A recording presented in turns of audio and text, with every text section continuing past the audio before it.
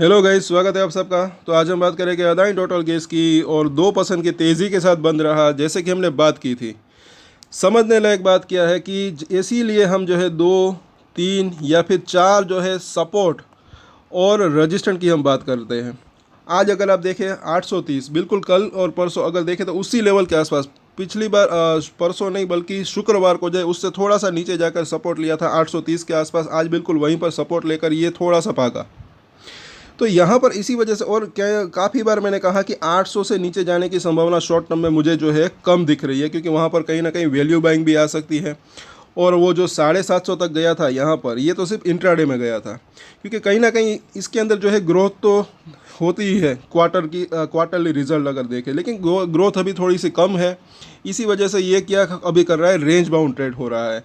लेकिन उसमें भी ये जो ऊपर नीचे जाता है, वॉलेटिलिटी रहती है, उसमें जो है मतलब कि उसके ऊपर आप एक सपोर्ट और रेजिस्टेंट के ऊपर नज़र बना के रख सकते हैं। साथ साथ अब वो जो एक न्यूज़ आई थी उसके ऊपर हमने कल चर्चा की थी कि इसके ये जो है एफ एंड ओ के अंदर शामिल हो सकता है। तो उससे फ़ायदा क्या हो सकता है? देखिए, मुझे ऐसा लग रहा है कि इससे जो है वॉलेटिलिटी कहीं ना कहीं जो है इससे अंदर बढ़ सकती है। पहले के समय में क्या था कि वॉलेटिलिटी जो है ये उठापटक जो थी इस तरीके से वो ज़्यादा थी, अभी थोड़ी सी कम हो गई है। तो जो ट्रेडर्स है, अगर इस तरीके की वॉलेटिलिटी बढ़ती है तो जो है उसको फ़ायदा हो सकता है। नीचे में ख़रीदना, ऊपर में बेचना, नीचे में ख़रीदना, ऊपर में बेचना, उस तरीके से। अभी थोड़ी सी वॉलेटिलिटी क्या हो रही है, कम हो चुकी है। ये जो रेंज पहले जो बड़ी थी अभी क्या है, छोटी हो रही है। तो अगर बड़ी रेंज आती है तो वो अच्छा रह सकता है, क्योंकि एफ एंड ओ की अगर बात करें तो उसके अंदर क्या है कि बिग प्लेयर्स जो है वो अट्रैक्टिव हो सकते हैं, वो इसके अंदर आ सकते हैं।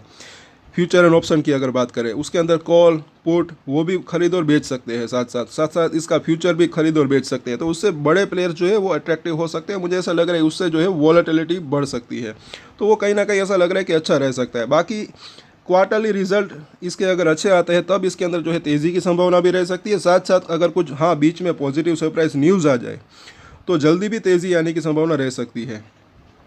और अभी हम यहाँ पर देख लेते हैं शॉर्ट टर्म की बात करें। फ़िलहाल जो है ये लेवल जो कि एक हाई बनाया था, अभी यहाँ क्या चल रहा है, हायर लोअर हाई और लोअर लो की सिचुएशन चल रही है। तो ये जो है 870 865 के आसपास का ये प्राइस अगर ब्रेक हो जाता है ऊपर की तरफ तो अच्छा रह सकता है। ये पैटर्न ब्रेक हो सकता है, जैसे कि यहाँ पर आप देखें, थोड़ा सा यहाँ पर बड़ा चार्ट है। यहाँ ये जो है यहाँ पर हाई बनाया, फिर यहाँ पर हाई बनाया, फिर यहाँ पर लोअर हाई है। तो ये जो है इस हाई को ब्रेक करके ऊपर निकल जाए, फिर ये पैटर्न जो है वो ब्रेक हो सकता है। उसके बाद एक शॉर्ट टर्म की बात करें तो एक स्ट्रेंथ वापस आ सकती है, ऐसा लग रहा है। और आज के कारोबार की बात करें तो वॉल्यूम अच्छा खासा यहाँ पर दिख रहा है। अगर देखें तकरीबन 20 लाख के आसपास की डिलीवरी उठी, फिर भी अच्छी खासी यहाँ पर डिलीवरी उठी है। साथ साथ शुक्रवार के मुकाबले यहाँ पर आप देख सकते हैं गिरावट, वो भी हमने चर्चा की थी कि ये कम वॉल्यूम के साथ अगर गिरावट आती है तो वहाँ पर मुझे ऐसा लग रहा है कि ज़्यादा घबराने की ज़रूरत नहीं होती। लेकिन अच्छे वॉल्यूम के साथ आज यहाँ पर देखा, थोड़ी सी सही लेकिन तेज़ी तो आई 2% के आसपास की। तो ये चीज़ यहाँ पर अच्छी दिख रही है, और वॉल्यूम इसको आप देख सकते हैं शुक्रवार से अगर कंपेयर करेंगे तो अच्छा ही दिख रहा है। अब यहाँ पर अगर देखें ये प्राइस जो है 850 आज का जो हाई थोड़ा सा इंपॉर्टेंट है, क्योंकि पिछले समय में ये जो है सब का सब सपोर्ट का काम कर रहा था 850 830। अब थोड़ा सा इसके नीचे तोड़ने की कोशिश हो रही है, तो इसके ऊपर जाने में अभी दिक्कत हो रही है। लेकिन अगर ये पार हो जाता है तो स्ट्रेंथ वापस आ सकती है, कहीं ना कहीं ये चीज़ दिख रही है। यहाँ पर अगर देखें बुलिंजर बैंक को, तो इसकी जो मिडिल लाइन है 905 है, ऊपरी लाइन 1000 के आसपास है, और निचली लाइन अब 800 रुपये के आसपास आ चुकी है। तो छोटी रेंज बड़ी रेंज दोनों ही यहाँ पर साफ साफ दिख रही है। छोटी रेंज की बात करें तो एक तो ये 800 750, और ऊपर में जो है ये 900 रुपये का लेवल। बड़ी रेंज की बात करें तो 750 से 800, और ऊपर में ये 1000 रुपये का लेवल। 1000 रुपये को पार करता है फिर इसके अंदर एक अच्छी तेज़ी की संभावना रह सकती है। और यहाँ पर अगर देखें डेली चार्ट के ऊपर, साथ साथ वीकली चार्ट के ऊपर, ये जो एक 900 रुपये के आसपास का जोन है 21 वीक का मूविंग एवरेज, ये अगर पार होता है फिर भी अच्छा लग सकता है। वो फिर जो है स्ट्रेंथ वापस आ सकती है, क्योंकि पिछली बार यहाँ पर जैसे ही इस लेवल को पार किया था फिर एक अच्छी खासी मूवमेंट आया था इसके अंदर, जब इलेक्शन के रिजल्ट के टाइम था।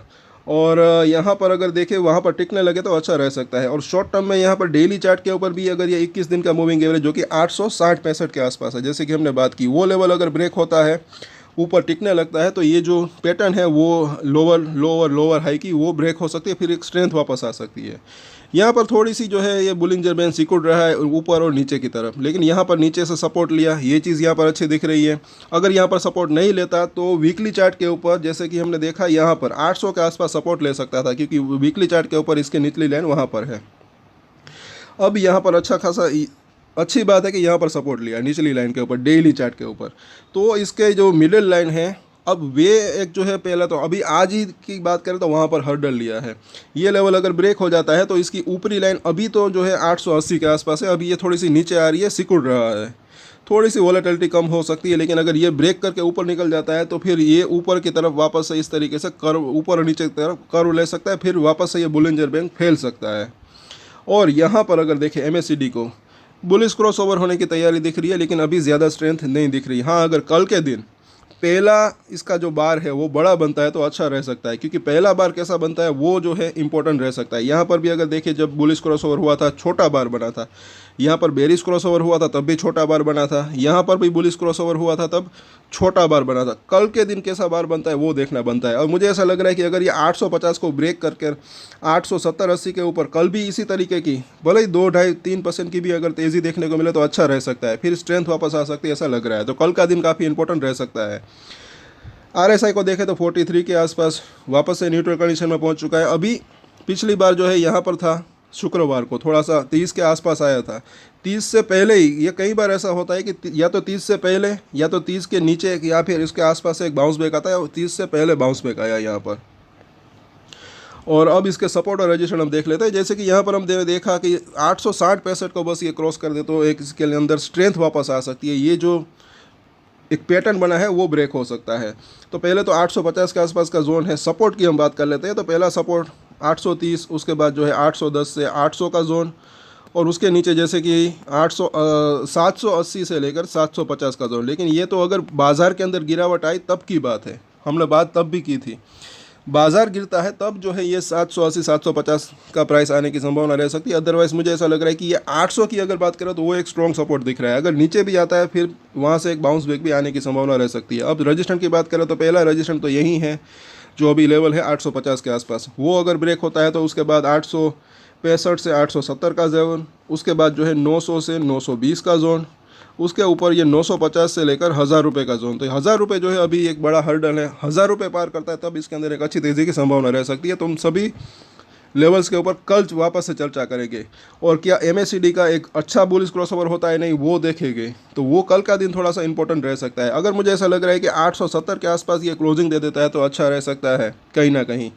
सो कल वापस से चर्चा करेंगे। तो अगर आपकी इसके अंदर होल्डिंग है तो सब्सक्राइब जरूर कर लें हमारे चैनल को। इसके ऊपर हम डेली टेक्निकल चार्ट के ऊपर एनालिसिस करते हैं। और एक स्टैंडर्ड डिस्क्लेमर जो कि मैं हमेशा देता हूँ, आप कोई भी ट्रेड ले उससे पहले अपनी रिसर्च करें, अपने फाइनेंशियल एडवाइजर की सलाह ले, उसके बाद ही कोई डिसीजन ले, और डिसीजन ले तो उसकी जिम्मेदारी मेच्योरिटी के साथ खुद ही ले। ये वीडियो मैंने एजुकेशन पर्पस के लिए बनाई, मेरी तरफ से कोई भी बाय या सेल की रिकमेंडेशन नहीं है। Thank you.